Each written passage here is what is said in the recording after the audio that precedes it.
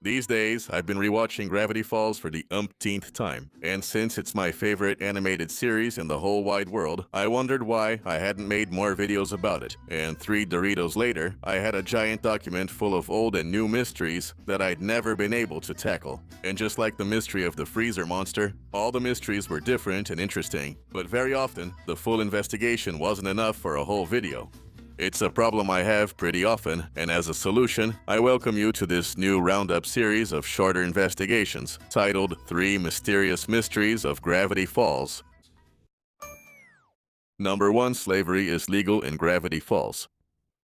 If we take a look at the laws of Gravity Falls, we'll realize they're very strange. Among the strangest, we see that humans can marry woodpeckers, beavers have the right to vote, and children can be sent to adult jail because why have correctional facilities or juvenile prisons? And they even have a silly law that makes anyone in possession of the legal document of a property gain ownership of that property. A law implemented by Tremblay called Finders Keepers, or El que lo encuentra se lo queda in Spanish, as an experiment to create a new form of government called democracy.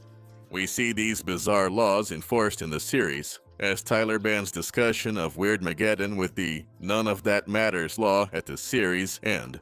And yes, all of that is really weird, but why do I think slavery is legal in Gravity Falls? Well, there's a very interesting conversation in Face It, a story from the Gravity Falls comic Lost Legends, or Leyendas Perdidas in Spanish.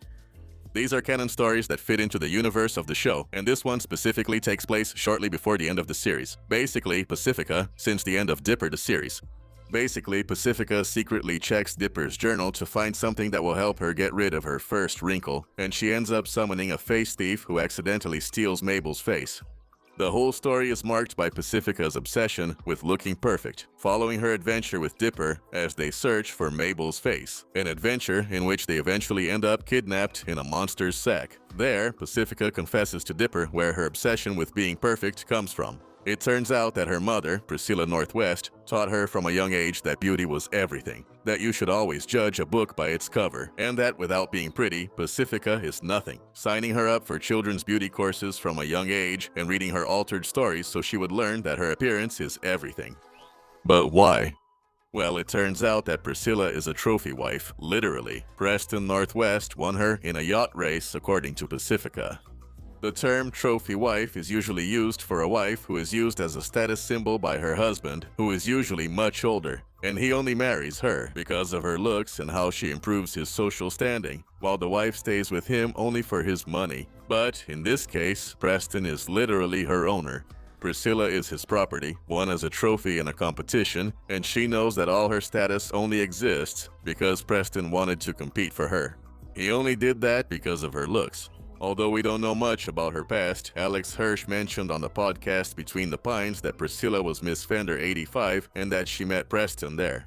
There's not much context for this comment, but the Northwests have a Fender company called Northwest Mud Labs, and it seems she was the face of the brand in 85. She realized she could gain money and status by using her beauty, maybe without realizing that she'd have to keep up the act for the rest of her life, because the only reason she's married is because of her looks. And since her value to Preston lies in that beauty, without which she can't maintain her lifestyle as an immoral, decadent millionaire, all that insecurity ended up being projected onto her poor daughter. Which seems to indicate that, at the very least, in Gravity Falls, it's legal for millionaires to own other people. Which, leads to slavery. And interestingly, it's something that Pacifica mentioned a few pages earlier in that same story, when he tries to keep the monsters from discovering them and mentions that he's taking his servant to sell him into indentured servitude. I wonder where he learned that.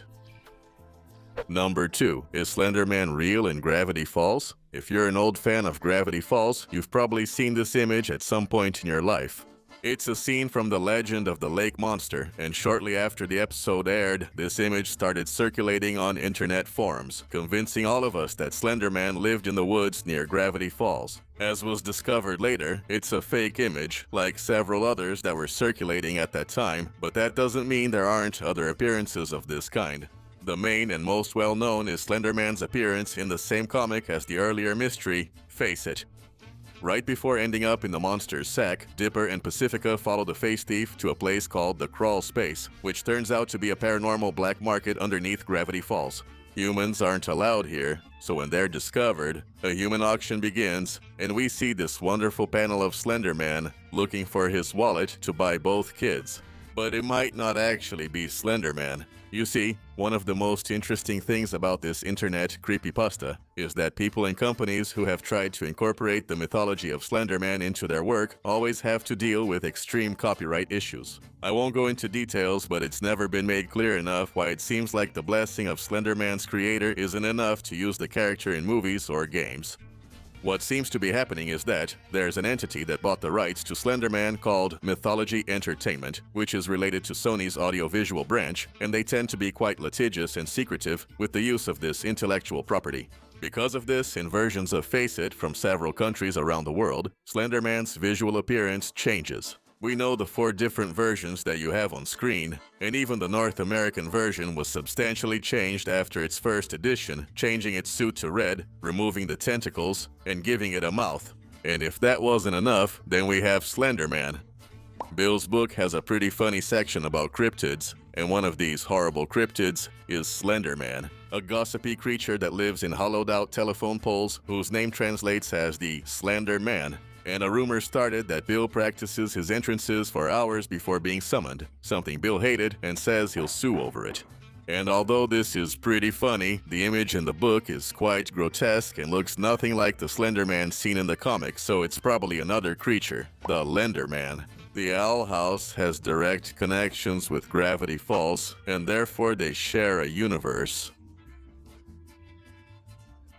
And right at the beginning of episode 12 of season 2 of The Owl House, titled Elsewhere and Elsewhen, a book called Top 10 Plot Holes in History appears, which features several urban legends from the demon realm.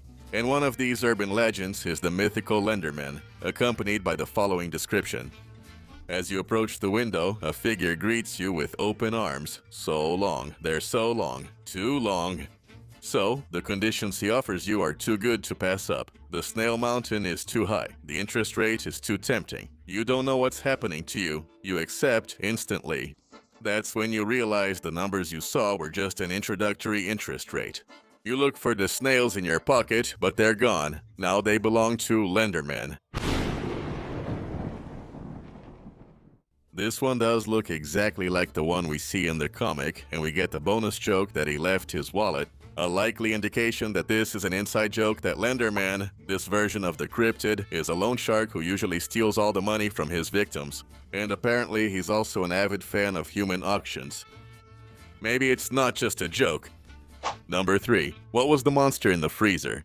This thing is known in the community as the freezer monster, or cooler monster in English. It appears in the episode The Inconveniencing, and it's one of the most legendary and incomprehensible unsolved mysteries in the entire series. The episode itself is one of my favorites. It's the one where Dipper tries to impress Wendy by saying he's older than he really is, and the twins end up on a trip with the older teenagers to an old abandoned and haunted store, although they find that out later. Everything is going pretty well. Dipper and Wendy are chatting and eating ice cream, the teenagers are stuffing Thumbnail's pants with ice, and Mabel is filling herself with industrial amounts of Smile Dip, an illegal candy that makes her hallucinate a rainbow world with giant dogs that talk in reverse. Dipper is having a good time, and happy to feel included in the group. He says he'll go get more ice for Thumbnail's pants. And then, this happens. I'm ready.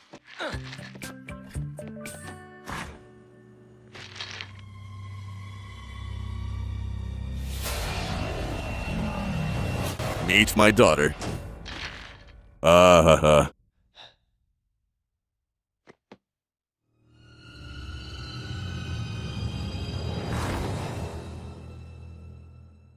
That monster never appears again at any other point in the series, the books, the comics, or any other canon material from Gravity Falls. It's never explained where it came from, why it vanishes, or if Dipper just hallucinated it.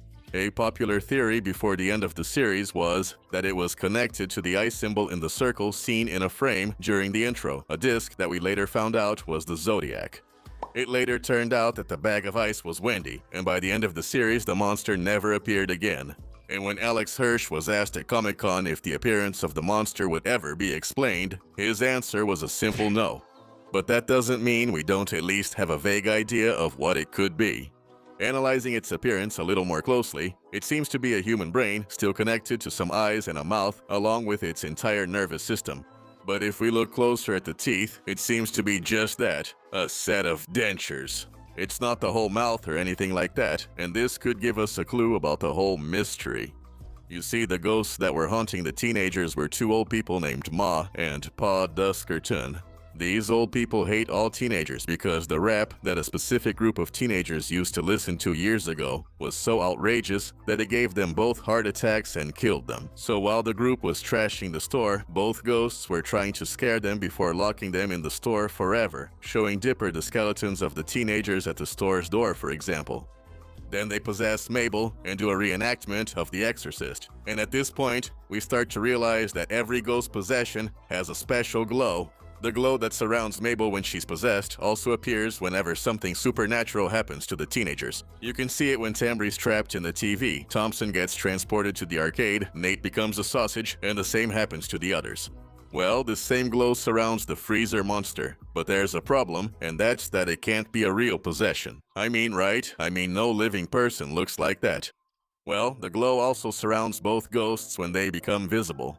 And judging by the monster's dentures, maybe one of the two old folks decided to show Dipper their nervous system just to scare and traumatize him. And by the way, it scared and traumatized my 13-year-old self when I first watched the episode. So it's not really a monster, but rather the ghostly nervous system of an old man who died decades ago. I don't know if that's any better for a theory. So I hope you enjoyed this theory-filled conspiratorial video. This is our first compilation video of short mysteries. I'd like to know if you want us to keep doing this for the other series we discussed before. We really have a lot of short mysteries from things like SpongeBob, Regular Show, or Madagascar. So it would be a really good way to bring to light lesser-known corners of our investigations in one go. And with nothing more to say, like the video if you enjoyed it. Subscribe for more videos like this. Don't believe the lies of modern individualism. And I'll see you in the next video. Goodbye.